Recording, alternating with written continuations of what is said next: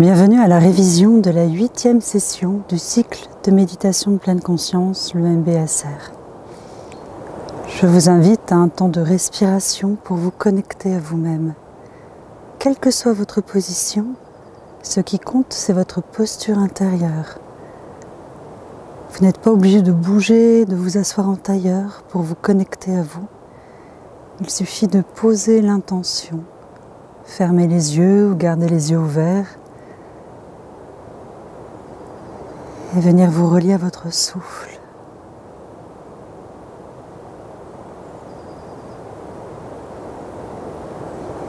Sentir tout ce qui est à l'extérieur de vous, mais aussi sentir ce qui est à l'intérieur de vous. Votre état physique, émotionnel, ce qui vous habite là maintenant. Les pensées, ce qui vous préoccupe. Et le souffle nous aide à nous ancrer, à nous déposer, à entrer en présence de nous-mêmes, mais aussi entrer dans le présent, dans ce moment-là, juste maintenant.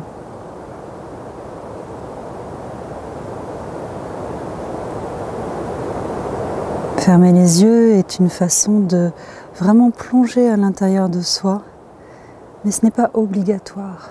Tous ces moments de connexion à vous par la respiration sont très simples.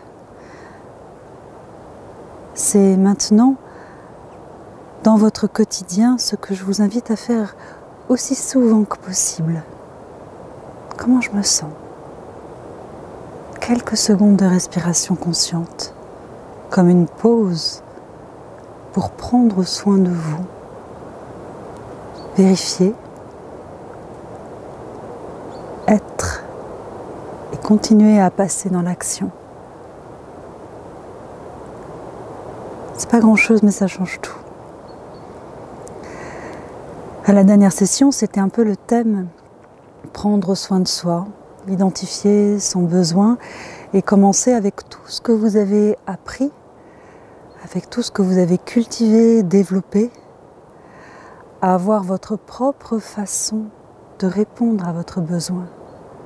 Que ce soit par un temps de pratique assise, par des mouvements, par un temps d'écriture, par un temps de parole. Voilà, il y a énormément d'outils et ce qui est important dans ce prendre soin de soi, c'est de ne pas trop se mettre la pression. Oh, si je fais ça, je ne fais pas ça, etc. Faites-vous confiance. C'est avec cela aussi que j'aimerais introduire cette 8e session, qui est la dernière session du cycle de méditation. Nous sommes dans un cycle, qu'il y a quelque chose là-dedans qui n'est absolument pas linéaire.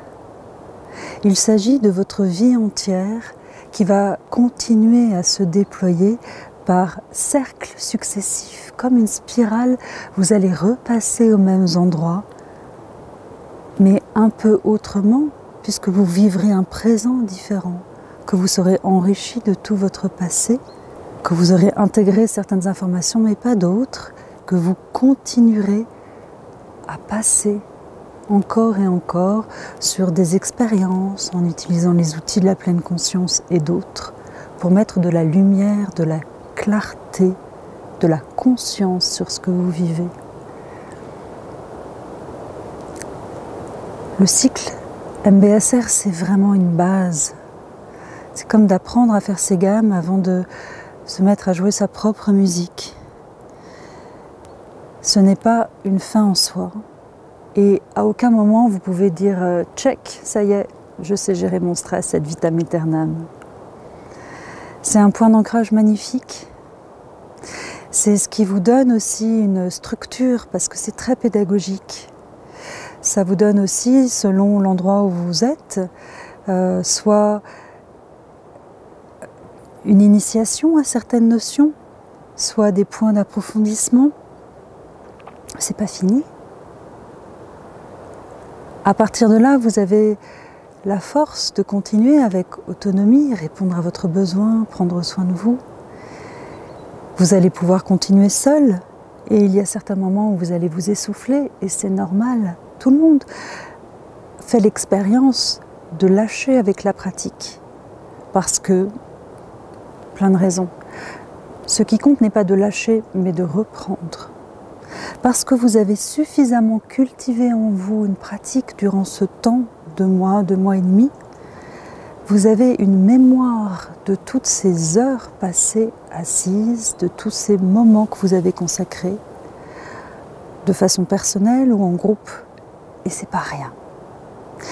Et ceci est un socle sur lequel vous pouvez vous appuyer pour continuer de façon autonome, de temps en temps lâcher, mais parce que vous en avez la mémoire, être rappelé par une petite voix intérieure qui va vous dire « mais retourne t'asseoir ».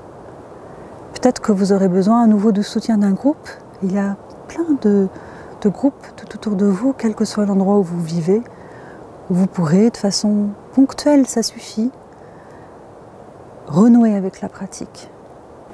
Le cycle touche à sa fin comme un épisode de formation, de découverte, d'ancrage d'outils.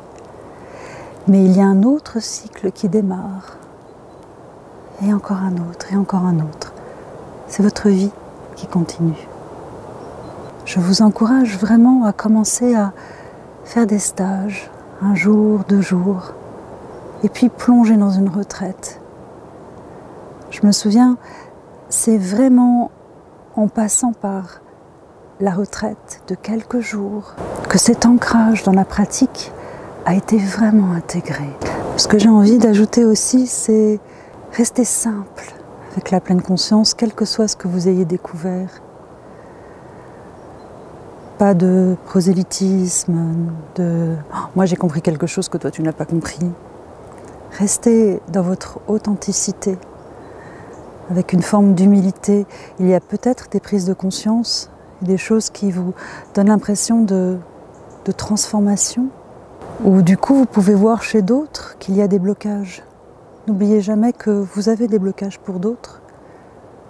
Moi je vois certains murs chez les gens, et je me dis que d'autres, plus avancés que moi, voient des murs chez moi.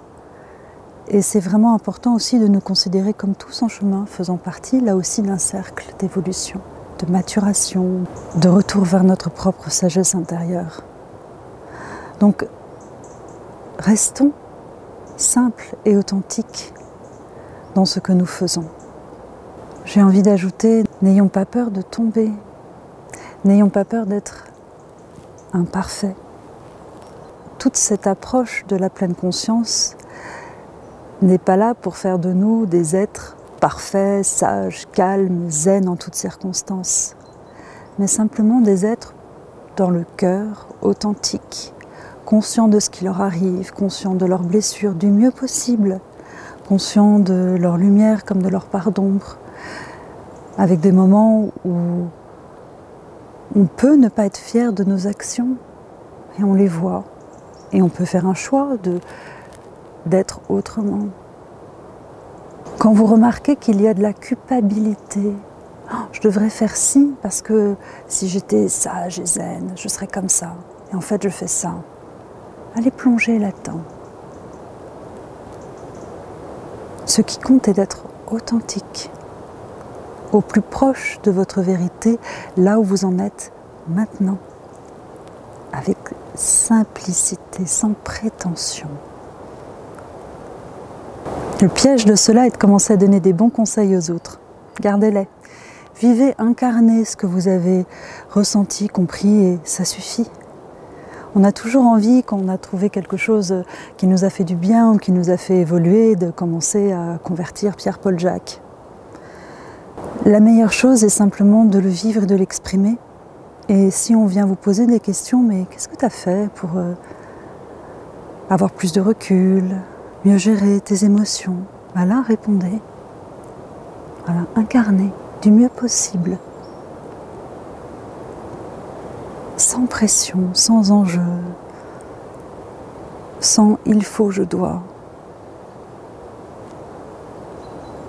La 8e séance est donc cette passerelle entre le cycle qui s'achève et la continuité dans vos vies, avec des intentions pour vous à poser aussi.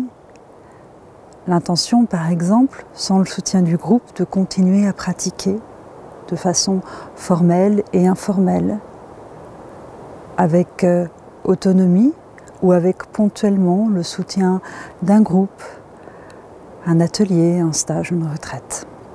Essayez d'avoir peut-être un petit journal de bord ou quelque chose qui vous aide à vous structurer. On a tous besoin d'avoir quelque chose qui nous structure. On perd vite l'élan d'un cycle MBSR.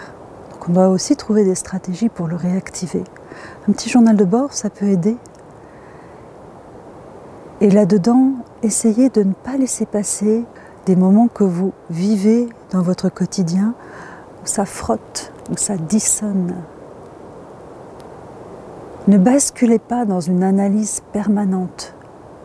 La pleine conscience n'est pas un travail d'analyse, comme on pourrait le faire avec un psychologue. Là aussi, il faut faire preuve de simplicité.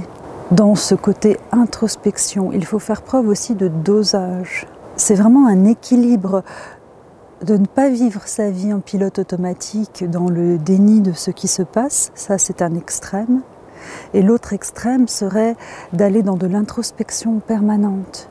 Et quand tu m'as dit ça, en fait, ça voulait dire ça, mais maintenant je comprends que. Et est-ce que tu es d'accord pour? Ça peut être vite pesant pour vous et pour votre entourage. Prenez ce moment d'écriture quotidien peut-être pour aller explorer ce qui est en jeu dans certains moments. Et quand ce temps d'introspection est fini, il est fini et vous passez à autre chose. Il faut lâcher l'introspection aussi également. Alors tout ceci est une affaire de dosage, d'équilibre. Rester en lien avec soi, mais ne pas aller dans un excès. Il y a avec cette 8e session aussi des engagements que vous prenez vis-à-vis de vous-même. Quelles sont les choses dans ma vie qui me nourrissent, qui me font du bien et que je peux renforcer, mettre au cœur parce qu'elles sont importantes. Et vous remarquerez souvent que ces choses-là, quelles qu'elles soient, souvent elles sont un peu mises de côté, on n'a jamais le temps. Voilà, le premier engagement vis-à-vis de vous-même, dans cet aspect de prendre soin de soi et de mettre au cœur ce qui vous nourrit et que ce soit primordial pour vous d'honorer ce besoin-là. Cela peut être une pratique de méditation, un travail corporel, parler avec quelqu'un, passer du temps seul. Voilà, peu importe ce que c'est. Mais identifiez bien ces points importants que vous ne devez pas négliger pour avoir cet équilibre émotionnel, mental. Et puis à l'inverse, il y a des choses dans vos vies qui ne vous nourrissent pas du tout. Une phrase qui souvent est associée à ces choses-là, c'est « je n'ai pas le choix ». N'oubliez pas que vous avez toujours le choix, et je mesure mes mots. C'est une discussion que l'on peut avoir souvent dans les groupes, de « je n'ai pas le choix parce qu'il y a ça, ça, ça, ça, ça ».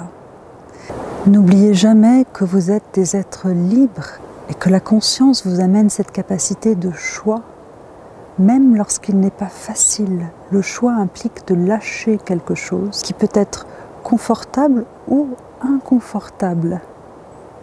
Et parfois on préfère garder cet inconfort. Et on s'invente beaucoup de contraintes qui nous amènent à dire « je n'ai pas le choix ».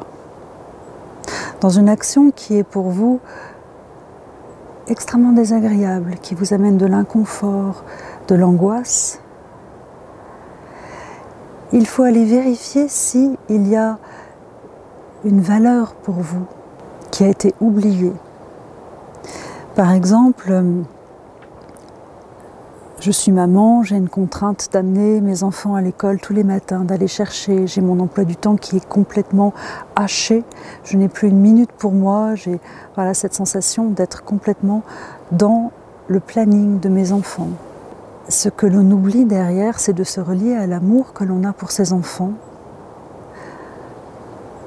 pour l'harmonie qu'on essaye d'installer dans sa famille, qui font que cette action n'est pas drivée, conduite par la contrainte, mais qu'elle est au service de cette valeur qui est plus forte, l'amour, l'harmonie dans la famille, etc.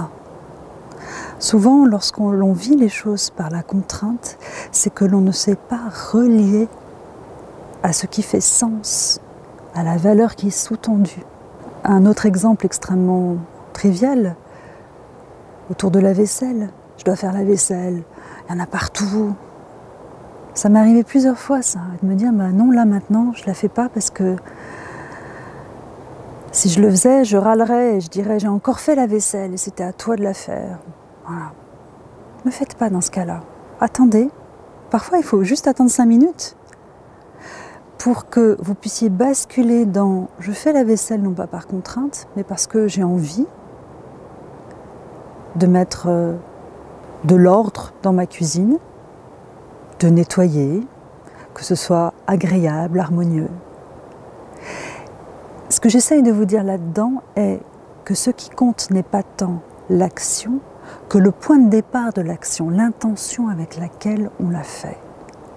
Donc, quand vous remarquez qu'il y a des choses, et dans le quotidien il y en a beaucoup, qui sont pesantes, mettez de la conscience. Est-ce que je le fais avec « il faut, je dois » ? C'est une contrainte. En étant complètement déconnecté d'une valeur qui est importante pour moi. L'ordre, l'harmonie, la beauté, le sens de la famille, il y en a beaucoup. Donc dans ce cas-là, je dois me reconnecter à cette valeur. Ou alors, est-ce que c'est quelque chose que je dois lâcher ? Et c'est aussi une possibilité, comme un travail qui n'est pas nourrissant, une relation avec une personne qui n'est pas constructive. Alors, il faut vraiment bien distinguer les deux. Là où il y a une valeur qui a été oubliée et on doit changer son point de départ d'action, donc son intention avec laquelle on fait l'action, et l'autre qui n'est rattaché à aucune valeur, où ce n'est pas pour nous constructif. Et dans ce cas-là, il faut vraiment avoir le courage de lâcher. Même s'il y a derrière de l'inconnu, de l'incertitude, de la peur. Voilà, c'est la pratique informelle de cette semaine.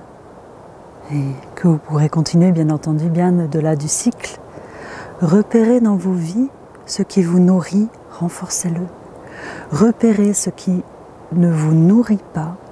Vérifiez si derrière il y a une valeur et dans ce cas-là, changez votre intention dans l'action. Ou alors lâchez-le. Il y a un livre qui s'appelle « Rompre avec soi-même » qui est très intéressant, qui explique bien cette façon dont nous avons besoin de rompre avec certaines de nos habitudes qui nous détruisent, avec certaines parts de nous qui ne correspondent plus à qui nous sommes maintenant. Voilà. La pratique formelle de cette semaine est autour de la méditation de l'amour bienveillant que je vous encourage à continuer, à approfondir, à vraiment garder au cœur de vos vies. En sentant bien les évolutions, générer un champ d'amour pour moi, pour les autres et l'étendre progressivement. Et ne pas hésiter à rester pour vous. C'est votre sagesse intérieure qui va vous dire « tu peux continuer à étendre » et ne forcez pas cette expansion du champ de l'amour bienveillant. Elle vient spontanément. Et je finis cette dernière vidéo en vous disant bravo. J'ai beaucoup d'émerveillement dans chacune des sessions que je peux conduire sur l'engagement des gens qui viennent et qui reviennent chaque séance, qui pratiquent du mieux possible chez eux et qui continuent. Merci d'être sur ce chemin qui nous fait tous avancer collectivement pour que nous puissions, en tant qu'humanité, continuer à nous éveiller dans nos consciences, dans nos cœurs. Merci.